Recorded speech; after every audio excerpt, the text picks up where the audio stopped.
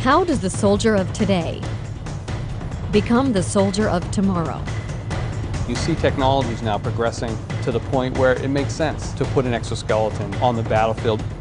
Imagine if we could replace all the small arms projectiles with one. If the soldier has a rifle, he has the same capability as an M1 Abrams tank. Cloaking is essentially invisibility.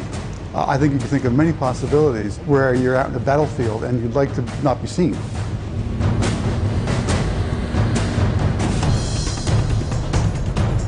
Making warfighters and their gear lighter, stronger, and safer with more firepower. Ensuring America's future soldier is a decisive weapon.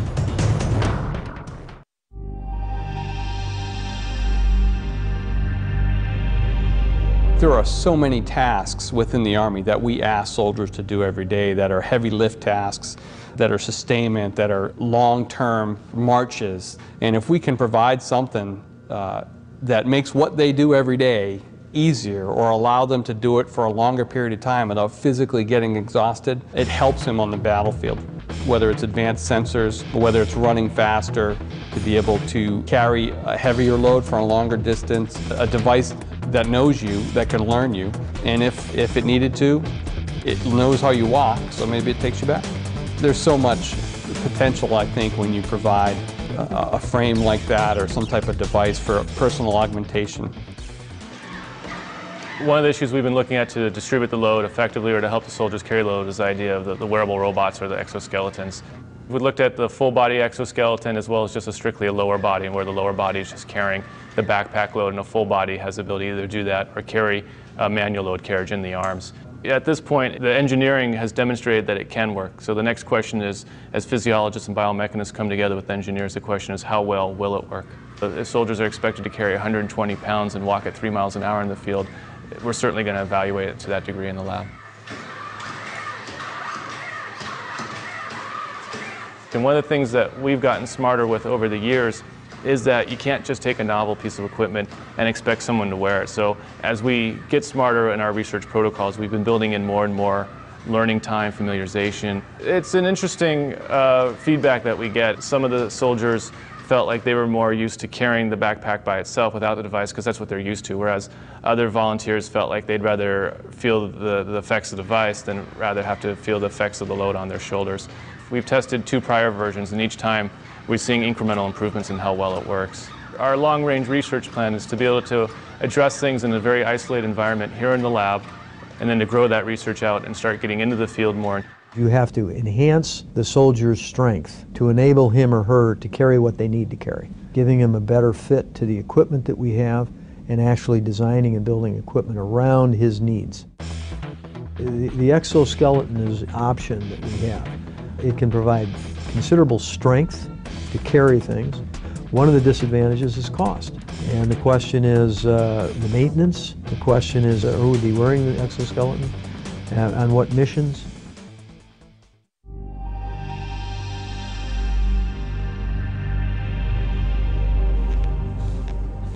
While soldiers need strength and endurance on the battlefield, there are times when they also need stealth. Camouflaged uniforms can help soldiers move undetected when the mission calls for it.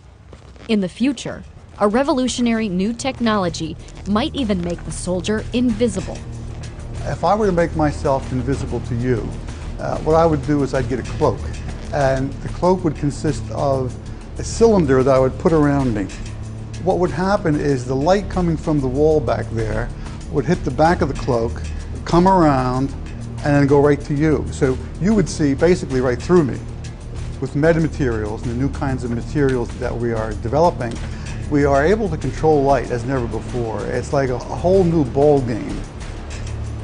You start with some sort of given material like silicon, let's say, or something like that, and then you embed it. You embed it with small nanoparticles or tiny gold rods or maybe even tiny slivers of semiconductors. Now, by making these metamaterials, we're able to control light in these new ways. All the textbook things you read about light are now wrong. We can do things that beyond all these limits. So what we have here is actual experimental data of a working cloak. This works at microwave frequencies. This region here is what you're cloaking? So this region inside is the cloak, what would be cloaked, and this out here is the cloaking material. This is a truly invisible device. It's not just transparent like a piece of glass, where you can see that there's a piece of glass there because it distorts the scene behind it. This actually perfectly reconstructs everything. The Duke Group did a very important experiment when they verified these ideas using microwaves, long waves. It proved that the concept of cloaking, the concept of metamaterials, the transformation that was used to make the light go around, it proved all those things were correct. But its limitation is that it was at one specific wavelength and not a visible wavelength. So there's 1,000 challenges in bringing that up to the visible. One of the most advanced concepts is the conformal cloak. And that's like a blanket. That's something that you could put around any object. Now the thing about a tank is it doesn't change shape too much. It turret moves and so forth, but there you know the shape, and then you could design a conformal cloak that fits right on the metal and render it invisible. Anything that fits around a person or an object, so a shirt, it could be the uniform, or it could be a blanket they put around themselves. I think the applications are widespread. It's just that we're not ready to build things like that yet. They're just years off. It's going to be a while before soldiers have cloaking devices, but that's the ultimate goal.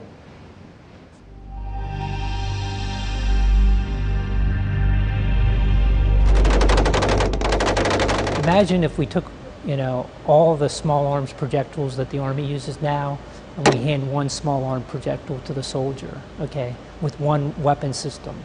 Just imagine what that would do for the Army if we could do that. And imagine a projectile 10 to 20 times more powerful than anything used by today's soldier. To get that bigger bang, Army researchers are trying to develop a new kind of explosive, using what they call disruptive energetic materials. Currently, we're exploring materials that you normally would not consider to be explosives, such as nitrogen or hydrogen or carbon monoxide. These are materials that we're planning on putting in the Army capabilities within 15 to 20 years, so far-term research. They're testing the use of lasers as a possible way to trigger the awesome explosive potential of these exotic materials. We're also working on materials that have what we call dial yield performance. That is, the soldier himself could decide what type of performance level he wants out on the field, where you could have one explosive doing the job that we have several explosives doing right now. The soldier would be able to control that effect in the future. He could potentially use that round against an armored vehicle to destroy it.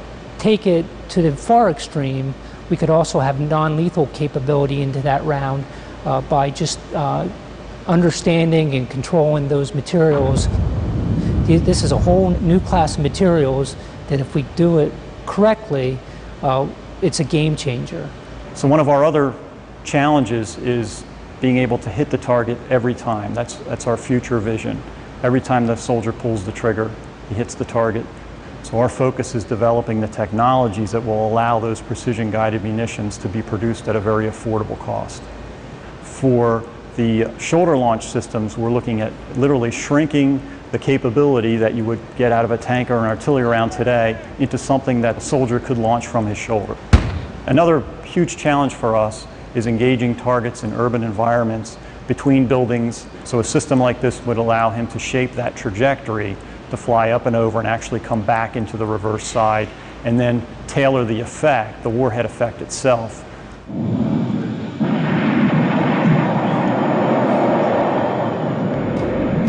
Full spectrum capability in the hands of the individual soldier.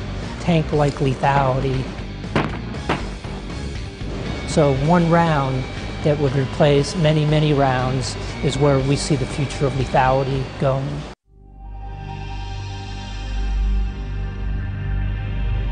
Soldiers of the future will also be more connected, sharing vital information with their unit and other sources, using powerful electronic tools to get the right data at the right time.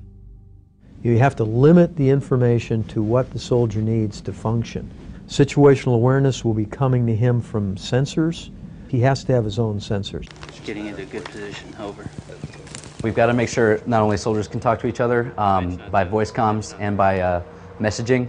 On top of that, you've got to communicate with all the different sensors on the battlefield. This includes everything from the unmanned aerial vehicle to unmanned ground vehicle, so something you might kick out into a building before you enter. If you're carrying something like the any kind of ground soldier system, hopefully we can get that down to a smartphone. Like when you want soldiers A and B to go to place C, like, you know, just go up to them and grab them and shove them over there. Well, that's the team leader's technique, right? When a platoon leader wants somebody to go somewhere, he can drive what's called a chem light on the screen. That tells them instantly where to go. So when a platoon leader wants two squads to maneuver, you know, kind of around building X and the other one to come up to the front of building X. So with the screen, hopefully it'll just be able to say, you here, you there. You give him the information that he needs in terms of where he has to go, who is with him, how, you know, what you should look out for on this road, what's the experience. You would be able to sense infrared, sense invisible, have a receiver for your radar.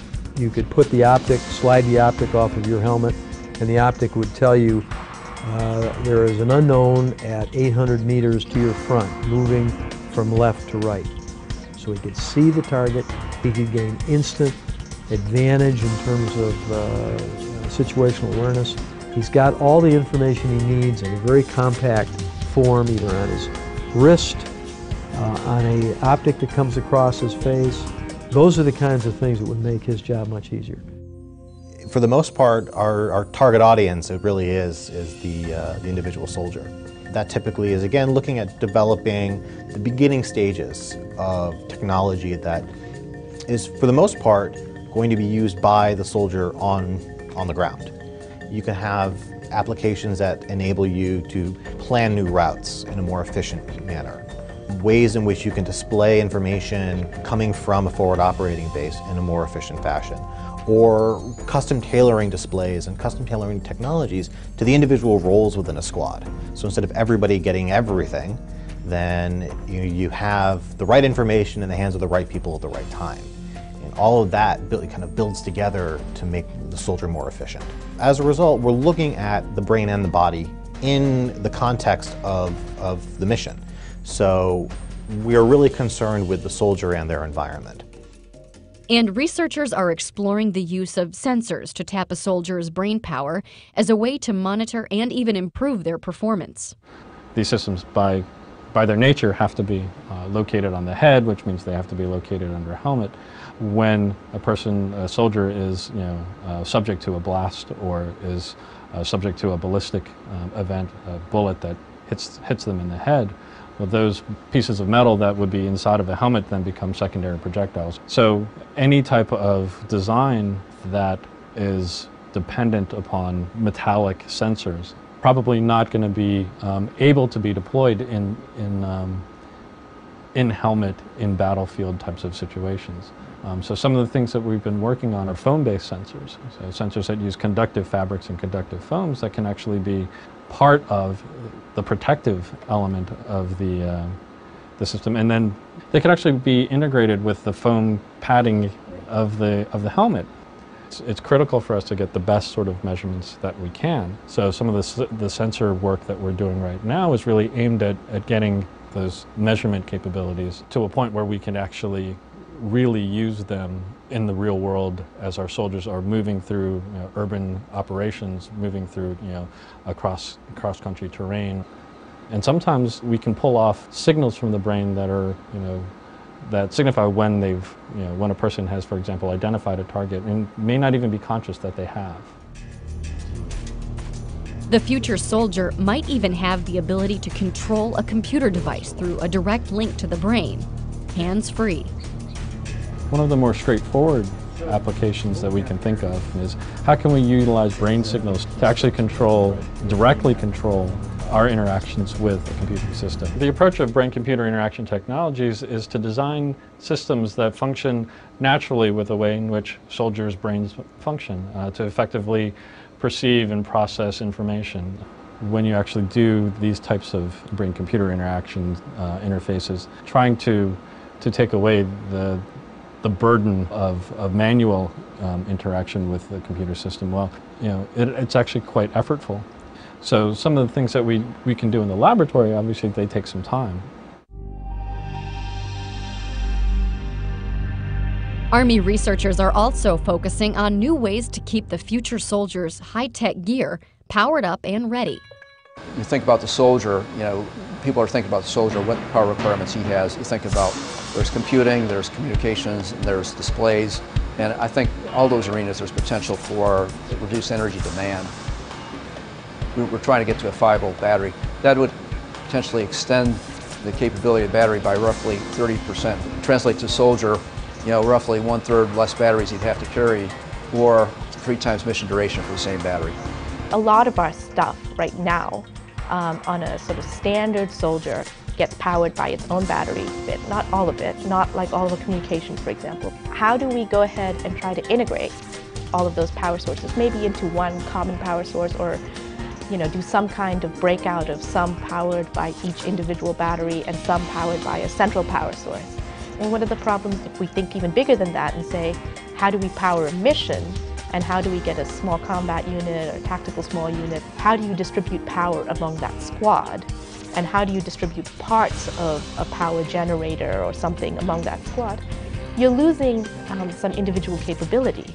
The Army is putting together a doctrine called operational energy. And part of the doctrine says, hey, I want to be able to use energy more efficiently, reduce reliance on, you know, fuel and recharging and battery resupply. So I want to be able to produce and use energy locally wherever possible. So, you know, this is where some of the alternatives come in. And then we're looking at some alternatives besides batteries. We're working here on fuel cells and some fuel cells that may be able to use a variety of different fuels. Even more sort of further out there might be developing wireless technology so that within a radius of, you know, whatever number of miles we need, everything in that radius will be powered without you having to do anything or carry anything.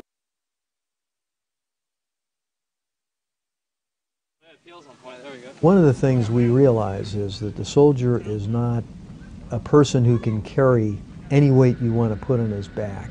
A person has limits in terms of his endurance. You know, our job is to really increase the capabilities for the soldier, but reduce the weight at the same time.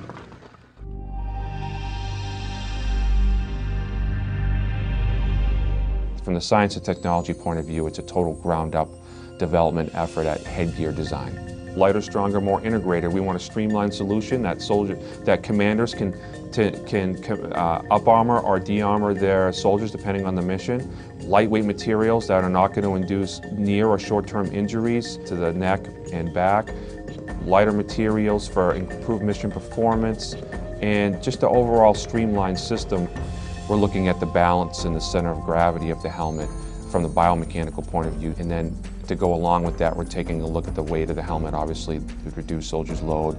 We're investigating some new heads-up display technologies, more particularly see-through heads-up display. You have that micro display, it's a solid piece of equipment, and it reduces your field of view. So we're looking at technologies that will help open up that field of view and give the soldier more peripheral vision. Soldiers are experiencing a lot of wounds to the face due to secondary blast odor effects, whether it be glass, rocks. The different communities are looking for some sort of lower face protection that they can add on if they want to. If you want to be able to protect against every single threat that's out there, you're going to have a 10-pound helmet, which is not going to be good for the soldier. Not only for their situational awareness, but, you know, the short term, they're being able to accomplish their mission. Long term, possibly long-term disability or injuries. The idea is that we're always on the hunt for new materials that are going to give us a decisive advantage. The future helmet technology here we see largely in exploring new materials to address what we would consider new issues. Rifle protection, blast resistance. Historically, helmets have been designed for ballistic resistance. They have not been designed for blast. But as you know, it's an increasing concern, like what's the impact of blast on the soldier? And that's what we're exploring now, is how do we reduce the incoming impulse to the helmet and actually ultimately to the brain.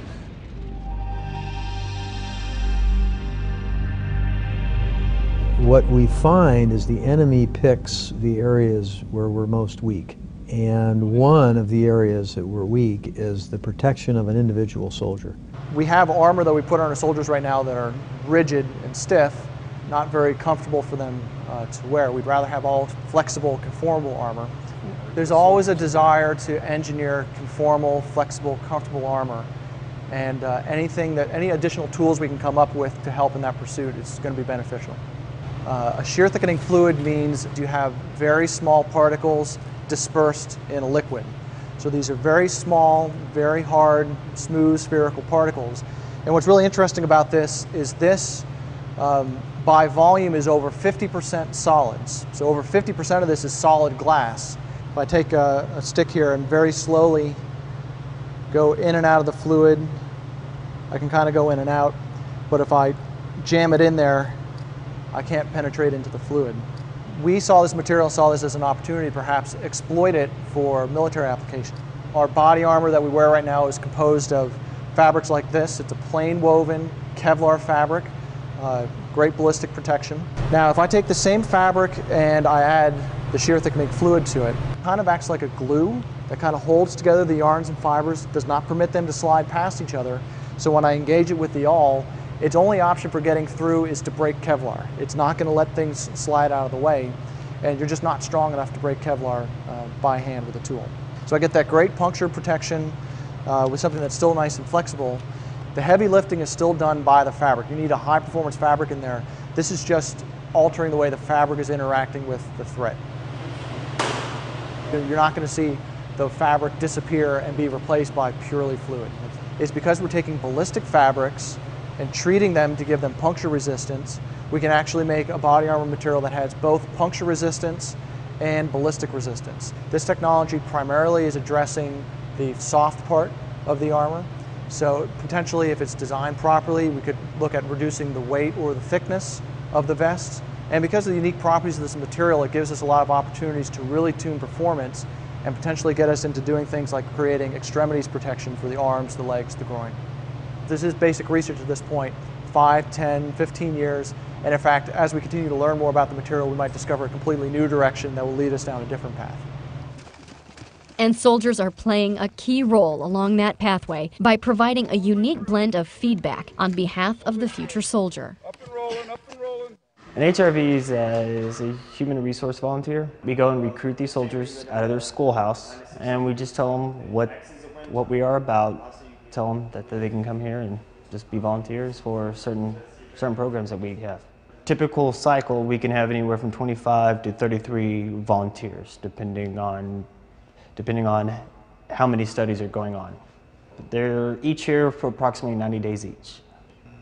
The first time we went in, they brought us to 5,000 feet, back down, and then they brought us up to 11,500 feet. And then we sat in there for a good half an hour just to see if everybody was okay with it. No one was getting sick or altitude sickness. They put a tube in your mouth, and then they tell you to breathe, and then breathe in heavily, breathe out heavily, in and out. When they first came, they started talking about how this is going to help people on deployments and everything, and I thought it'd be really beneficial to my brothers and sisters in arms that we could help them out in the future.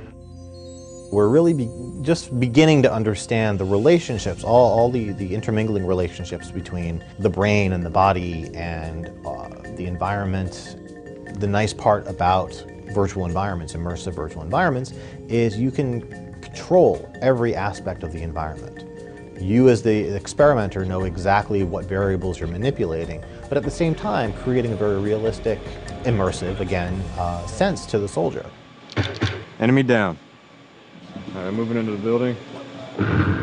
We could measure a soldier's ability to walk toward or away from targets. We could measure how quickly they respond to situations, or how quickly they make decisions between potential targets. So we can use these data to construct kind of models of soldier performance. Enemy down. So a piece of technology can have a load associated with it if it distracts you, if it requires your attention periodically. The goal, of course, is to have it complement the soldier in a natural way. It all comes down to capabilities. It all comes down to requirements. It all comes down to what does the soldier need on the battlefield and what makes sense. What we like to do is we like to lay out the long-term vision. But when we see the golden nugget, the potential game changer, we introduce that much quicker into the force. I like to think imagine. And right now we're what if in many other fields too. So that's a very important part of what we do. And then of course you have to back it up by reality. And sometimes, you know, reality is just a blade of a guillotine, cutting your idea the head right off it. But every once in a while the ideas work out.